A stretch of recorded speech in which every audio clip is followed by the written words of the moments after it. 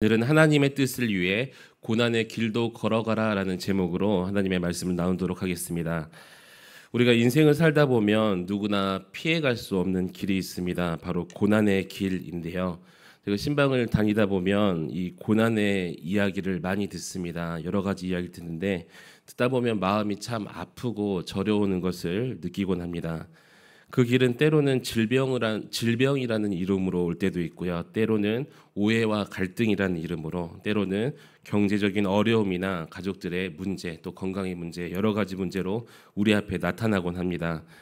이 고난의 순간이 찾아왔을 때 우리는 본능적으로 이렇게 묻지요. 왜 나에게 이런 일이 생겼을까? 하나님은 도대체 제게 무슨 뜻이 있으신가요? 또 이 길이 정말 주님의 뜻이라면 왜 이렇게 아프고 나는 왜 이렇게 외로운가요? 라고 우리에게 스스로 묻습니다. 그 질문 앞에서 우리는 때때로 혼란스럽기도 하고요. 낙심하며 심지어는 우리의 믿음과 신앙을 의심할 때도 있다는 것이죠.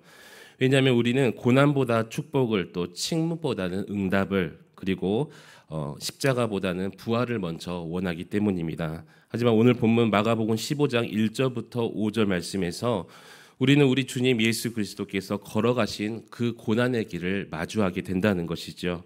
오늘 본문 말씀을 보니까 예수님께서는 억울한 누명을 쓰셨습니다. 죄가 없음에도 불구하고 결박을 당하셨고요. 그리고 사람들의 거짓된 고소 앞에 서 계셨으며 또 자신을 변호할 수 있는 기회가 있었음에도 불구하고 아무 말씀도 하지 않으셨음을 말씀을 통해서 볼 수가 있습니다. 그 침묵이라는 것은 두려움에서 나온 것이 아니라 순종에서 나온 침묵이었음을 여러분 믿으시기 바랍니다.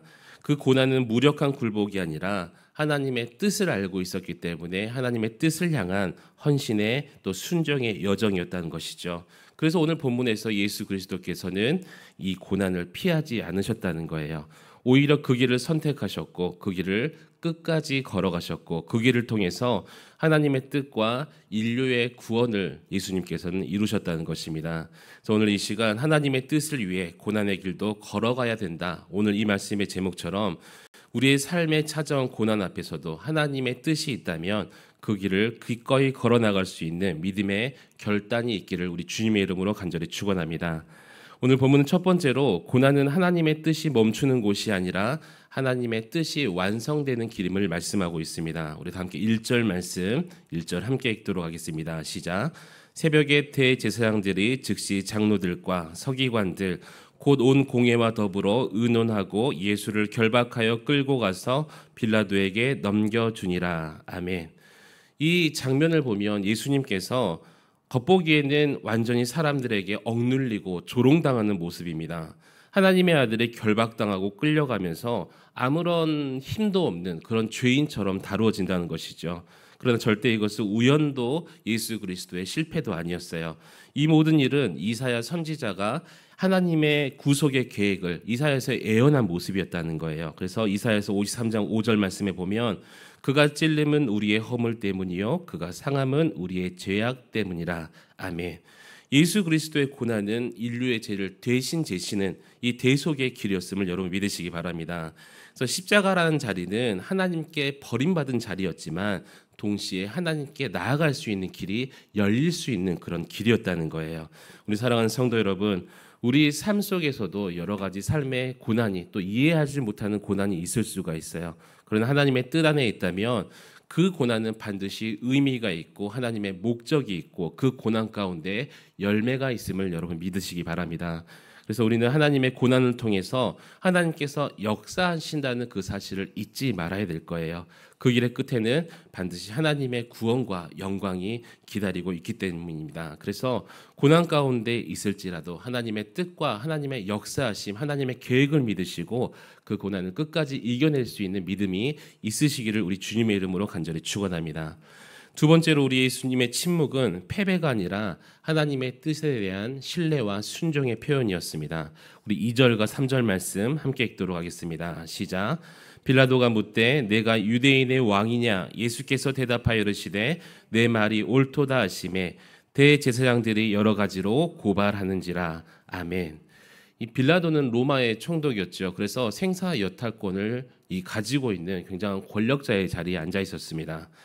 예수님은 자기를 변호할 수 있는 이 능력이 있으셨고 실제로 자기가 죄가 없음을 충분히 입증할 수 있는 예수님이셨어요. 그런데 예수님께서는 그렇게 하지 않으시고 오히려 침묵으로 일관하셨죠. 그 침묵이라는 것은 내가 죄인이다 인정하는 것이 아니라 또 무능함의 표현이 아니라 하나님 아버지의 뜻을 전적으로 신뢰하는 믿음의 행위였다는 것입니다. 예수님은 오늘 본문에서 하나님 아버지께서 계획하신 그 십자가를 향해서 걸어가시는 모습을 침묵으로 우리에게 보여주셨어요. 때로는 말하는 것보다 참는 것이 더 강한 용기가 필요할 때가 있죠. 때로는 반응하는 것보다 믿고 맡기는 것이 우리 신앙의 더 큰 표현일 때도 있다는 것입니다.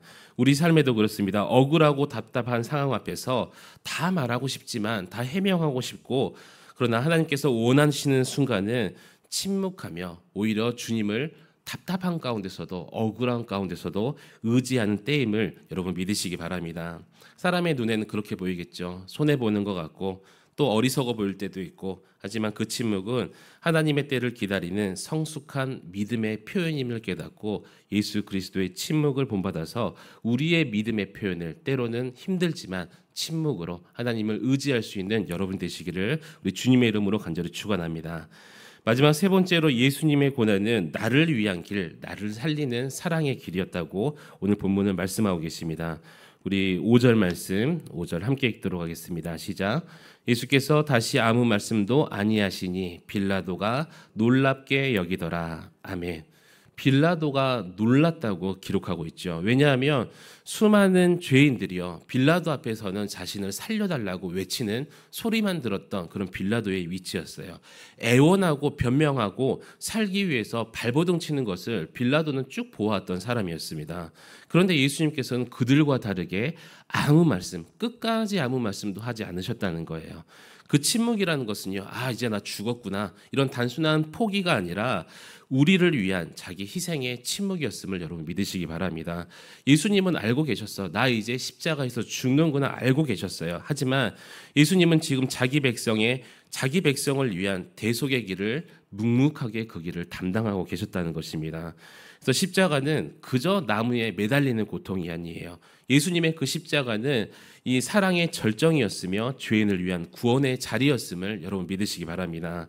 사랑하는 한강교회 성도 여러분, 예수님의 고난은 나를 살리는 고난이셨죠. 또 예수님의 그 침묵은 내가 영원히 하나님을 찬양할 수 있도록 만드신 침묵이었고, 예수님의 그 포기는 내가 하나님의 자녀로 살 수 있는, 영원히 살 수 있는 예수님의 순종이셨습니다. 우리는 이 놀라운 사랑 앞에 다시 무릎 꿇고 우리가 감사해야 될 줄 믿습니다. 그리고 고백해야 되겠죠. 주님, 저도 주님의 그 길을 따라 살겠습니다.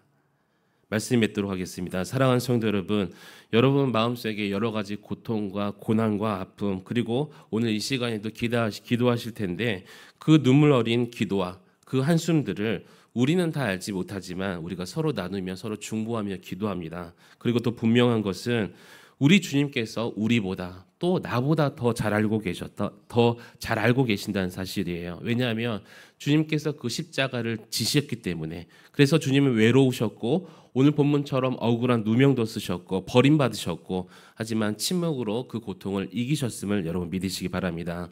그래서 지금 겪는 우리의 그 고난은 주님께서 다 겪어보신 고난이기 때문에 주님께서 외면하지 않으신다는 거예요.